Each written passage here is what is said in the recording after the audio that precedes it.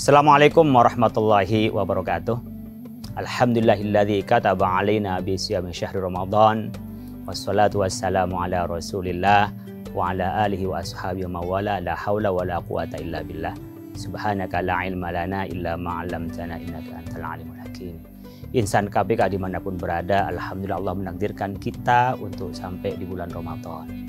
Bulan yang didamkan oleh Rasulullah Sallallahu Alaihi Wasallam. Rasulullah dalam doanya disampaikan, Allahumma barik lana fi Rajab wa Sya'ban wa ballighna Ramadan. Ya Allah, berikanlah keberkahan di bulan Rajab dan Sya'ban dan sampaikan pada bulan Ramadan. Betapa pentingnya bulan Ramadan. Karena hanya bulan Ramadanlah yang Allah berikan pahalanya sendiri, yang Allah berikan dibanding dengan pahala-pahala ibadah yang lain. Makanya di bulan Ramadan itu banyak kebaikan yang dilipat gandakan, disebut dengan barokah. Bisa dilipat gandakan 10 kali lipat, 700 kali lipat, bahkan sampai tak terbatas. Diumpamakan dengan Lailatul Qadar khairum min alfi syahrin, lebih baik daripada 1000 bulan Lailatul Qadar itu. Tidak sama lebih baik. Oleh karena itu bagi orang yang beriman, Ramadan itu didambakan, menikmati dan nyaman. Tapi mungkin yang tidak beriman bisa diukur. Ramadan mungkin menggelisahkan, tidak nyaman dan seterusnya. Oleh karena itu bagi kita Ramadan, samping juga kebaikan-kebaikan yang dilipat gandakan, Ramadan disebut dengan madrasatun insaniyatun, pendidikan kemanusiaan.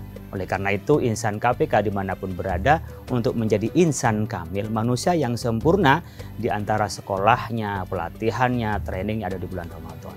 Coba kita bisa lihat di bulan Ramadan Bapak Ibu sekalian, setiap insan, teman-teman insan KPK dimanapun berada, itu ingin dekat dengan Allah Subhanahu wa Ta'ala. Maka di bulan Ramadan itu waktunya untuk dekat dengan Allah, intim dengan Allah, menambah iman. Bahkan akhir dari kita perjalanan training Ramadan itu adalah la'allakum tattaqun. Jadi ketakwaan, spiritualitas. Kita semua pasti membutuhkan spiritualitas itu dan membutuhkan tanaman keimanan, karena itulah yang akan kita petik kelak di akhirat dari keimanan kita. Dan itu kita laksanakan dengan ketakwaan dalam melaksanakan perintah Allah dan menjauhi larangannya. Fimtisali awamiri wajtinabi nawahi. Yang kedua yang diajarkan dari puasa adalah kesabaran. Coba Bapak sekalian, kalau kita bisa menahan emosi kita, itu awal dari keberuntungan kita. Tapi kalau kita sudah tak mampu menahan emosi kita, maka mungkin awal dari kecelakaan. Makanya orang memutuskan masalah pun, seorang hakim tidak boleh dalam keadaan marah dia memutuskan. La yahkumul hakim wa huwa ghadban. Tidak boleh seorang hakim dalam keadaan emosi. Nah, puasa itu menterapi kesabaran. Coba, ada makanan yang enak, ada minuman yang mungkin menyegarkan, tetapi karena kita ini mengikuti perintah Allah, kita sabar untuk tidak melakukan itu. Jadi kalau ada sebuah uji coba dalam penelitian di Amerika Serikat, ada 3 anak yang anak itu diuji tentang emosinya, diberikan makanan di depannya, disuruh sabar menunggu sampai ada instruksi. Ternyata dari 3 anak itu 2 anak yang tidak tahan untuk makan, yang 1 tahan untuk tidak makan sampai ada instruksi. Maka apa yang terjadi?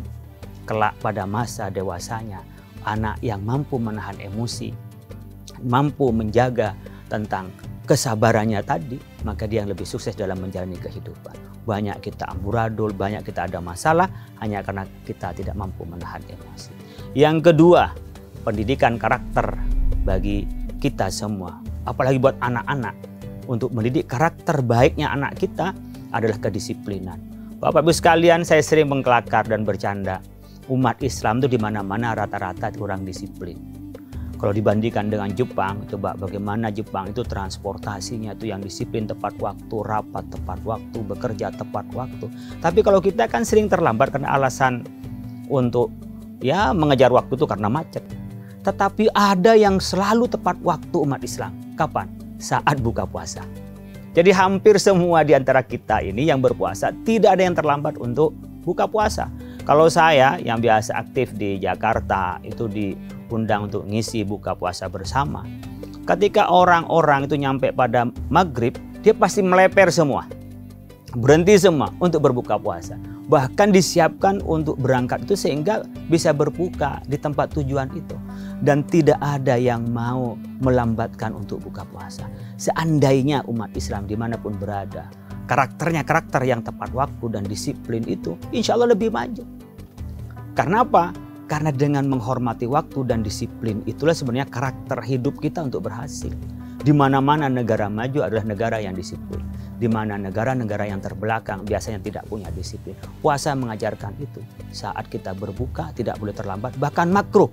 Bahkan ketika kita sahur juga tidak boleh terlambat. Kalau sampai kita melewati dari waktu imsak atau waktu subuh, kita udah nggak boleh berpuasa. Disinilah kita dilatih kedisiplinan, bagaimana disiplin tepat waktu kita diajarkan pada saat berpuasa ini. Oleh karena itu puasa menanamkan kita selain kesabaran, atas dasar spiritualitas keimanan juga mendidik kedisiplinan. Yang ketiga adalah berkenaan bagaimana mendidik diri kita itu ada kepedulian sosial. Allah Subhanahu wa Ta'ala mewajibkan kita berpuasa. Semua orang mempunyai waktu yang sama untuk meninggalkan makanannya. Dan pada saat meninggalkan makan dan meninggalkan minum, meninggalkan hubungan suami istri, disitulah kita merasakan bagaimana pedihnya orang yang tak mampu. Jadi tidak hanya sekadar teori, ini udah observasi, sudah melakukan pengalaman diri ketika orang lapar. Kalau itu yang bisa masuk pada diri kita, maka ketika kita diberikan oleh Allah kemudahan dalam hidup, rezeki yang mudah, harta yang melimpah, mungkin jabatan yang tinggi, kita tidak menjadi sombong. Bahkan itu dipakai untuk peduli kepada orang yang tidak mampu. Puasa mengajarkan itu. Maka di akhir puasa itu oleh Allah Subhanahu wa Ta'ala, kita diperintahkan untuk mengeluarkan zakat. Kotoran dari diri kita. Zakat fitrah namanya. Dari kekayaan kita menjadi zakat dari harta kita, kotoran dari harta kita. Dibersihkan kita diri kita, harta kita. Untuk apa? Memastikan bahwa kita dalam keadaan bersih. Dan di antara tanda-tanda orang bersih itu adalah orang yang mampu peduli kepada makhluk Allah atas dasar cinta kepada Allah Subhanahu wa Ta'ala. Jadi kalau atas dasar cinta kepada Allah, ketika kita menolong orang lain, bukan menunggu atau mengharap dari orang menolong pada kita, tidak. Yang kita harapkan bukan balasan dari orang, tapi karena kecintaan dan balasan dari Allah Subhanahu wa Ta'ala.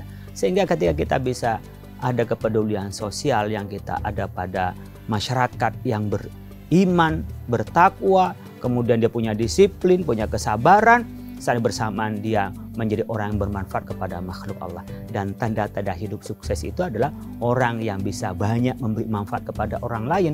Dan bisa memberikan manfaat pada orang lain itu tentu adalah dengan kita peduli pada orang lain. Maka disebutkan dalam hadis untuk mengkategorikan orang sukses, khairun nasi indallahi anfa'uhum linnas. Sebaik-baik manusia adalah orang yang bermanfaat bagi orang lain.